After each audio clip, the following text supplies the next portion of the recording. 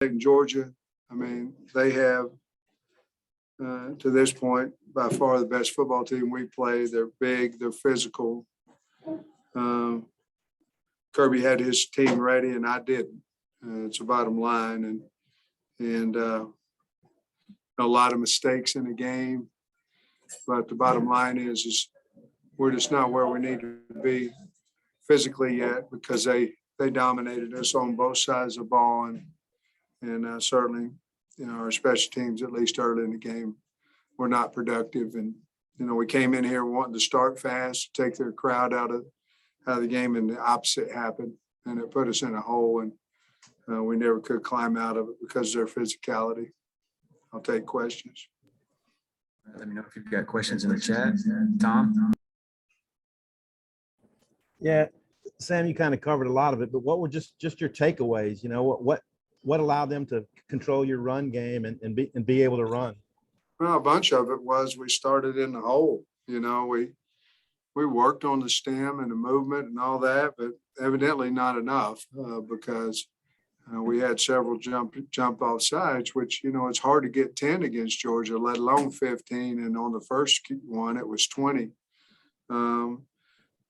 Guys, I don't want to simplify this, but they just whipped us physically. I mean, it wasn't guys in the backfield turned loose or anything like that. We couldn't block them, and we couldn't get off blocks a lot of the day. And then when we did, it took us a long time to get them on the ground. And we got to get better, and we will. But today, they just out physicaled us and kind of played bully ball on us and made us like it. And we didn't like it, but there wasn't nothing we could do about it at times in the game, because they were just rolling us out of there and on both sides of the line of scrimmage. Trey Biddy.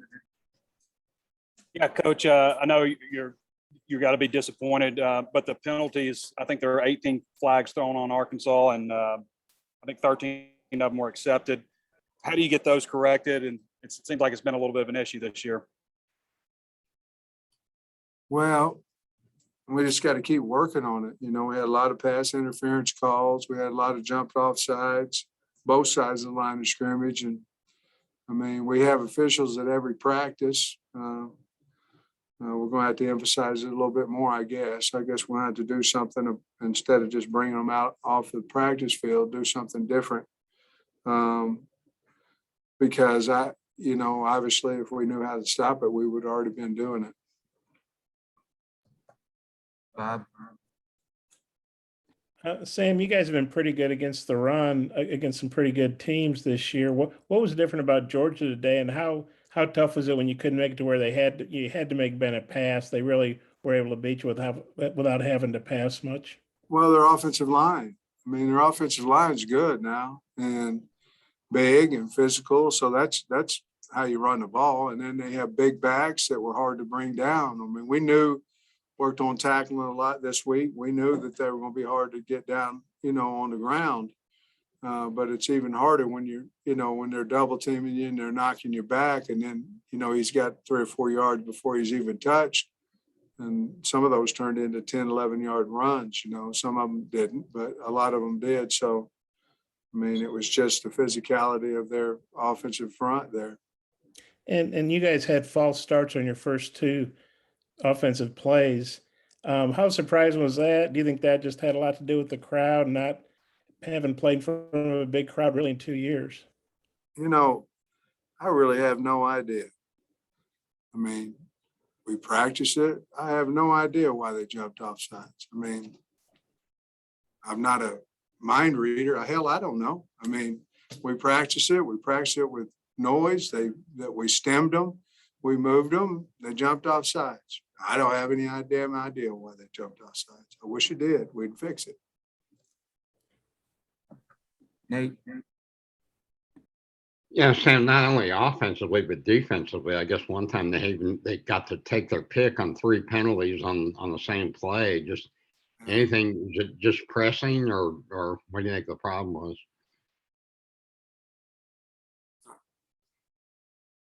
had a guy offsides, have a guy hold somebody and had pass interference, all in the same play. So, man, I don't know, guys. I mean, what's the answer?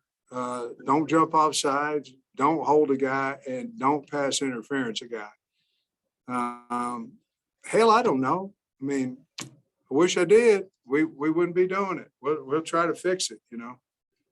As far as also just kind of regrouping, because you all had such confidence this year, do you feel that's, That won't be a problem. We're not going to have a problem regrouping. I mean, we won 4 games in a row, beat a 15 ranked, beat a 7th ranked team. We got a good football team. Georgia's a hell of a lot better than us today. Hell of a lot better than us. thanks. Otis? Yeah, Sam, since the Rice game, the special teams have really been pretty good, but today it just seemed like everything in, the field goal was missed, the block punt, just a bad field position on a couple of kickoff returns. Just what happened on special teams? I mean, it was just kind of snowballed today. Yeah, I think obviously the entire team wasn't ready for a noon Eastern kickoff, and we weren't. And we felt like we were. We felt like we had a good week of practice.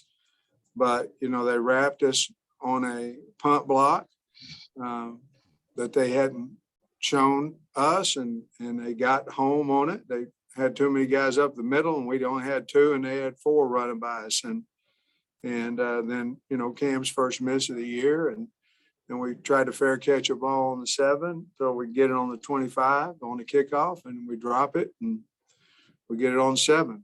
So that was all in the first half. About the time everything else was going bad for us too. So, it's about, do we have the right personnel? I think we do. But just a lot of stuff we got to fix. Yeah, that's why I'm a coach. I mean, we got to fix stuff. We got to get better, and all these questions you're asking me, hell, I know. I've seen the same thing you guys have, and it's my job to get it fixed, and that's what we'll do. Let me know if you've got questions. Trey Biddy? Yeah, Coach, kind of like what Nate was saying about, not being demoralized by this game. What did you say to the players after the game? 37-0 is pretty tough to talk about, but to not let this one, I guess, carry over to next week and beat you twice. Well, everything that we're trying to get accomplished this year, nothing was lost on today's game. I mean, we still have an opportunity to get back and play Georgia again if we can win out on our side. I mean, our pride got crushed, our ego got crushed, but it's one ball game against a team on the East, and so we're still right where we need to be on the West. And as long as we'll go back and fight and work this week, we'll field a good football team next week, and I believe that that's what we'll do. Bob? Sam, I'm sure you recruited most of those Georgia offensive linemen. I mean, so you had an idea how good they were. Do you were they even better than you thought, or did you think, wow, I did too good a job recruiting those guys for Georgia? No, I don't. I mean, they were, I knew they were very, very good, coming into the game, and when they started, it's one of those game plans where you go, oh, heck, they're going to come right at us, and they were able to do that. They rotated a lot of guys in there, a lot of kids that played well for them up front. But, your line can be really good, but your running backs, they're bought into the same bully ball type stuff that Coach Smart is bought into, and they were able to do it to us. But I knew they had a really good offense line, bunch of big, powerful kids. And then you've either coached, with Kirby's Georgia teams or coached against them these 6 years, I guess it is. I mean, where is this just by far the best looking Georgia team? Well, I guess you guys play for the national title, so maybe not. But how good does this compare to the other Georgia teams you've either played or been a part of? It's the best defensive front 7 that I've seen.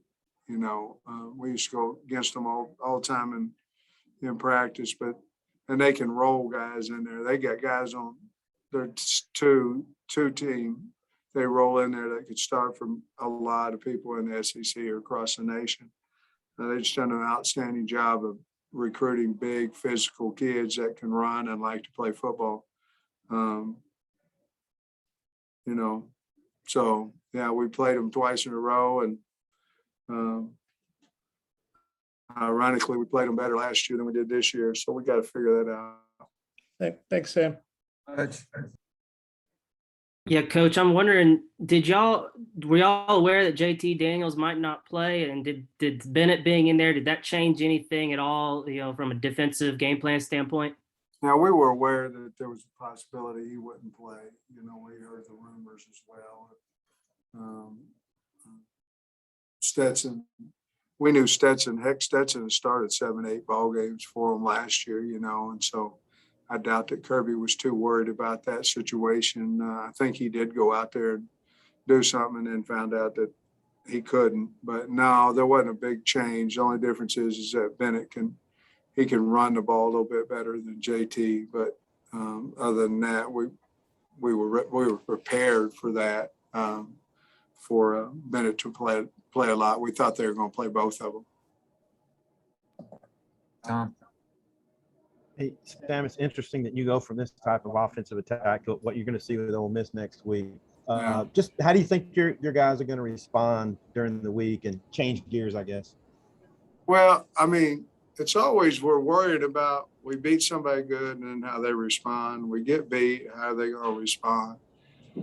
We're going to go in there Monday and we're going to figure out. Listen, to answer your question, I think they're going to respond well. I mean, go back a year ago when we beat Mississippi State and then we lose to the next team, Auburn, on that call and all that stuff. And then we come back, beat Ole Miss. Our kids like to play. In all honesty, we physically got whipped today. And that's what happened. And we also poured dirt on the wound because we messed it up in penalties. And if we can stop the penalties, we'll have a much better chance to win ball games. There's not a whole lot of teams like that when we just play physically. And we've got to get that fixed quick, fast, and hurry. And if we do, I think our kids will respond and play well versus a really good Ole Miss team.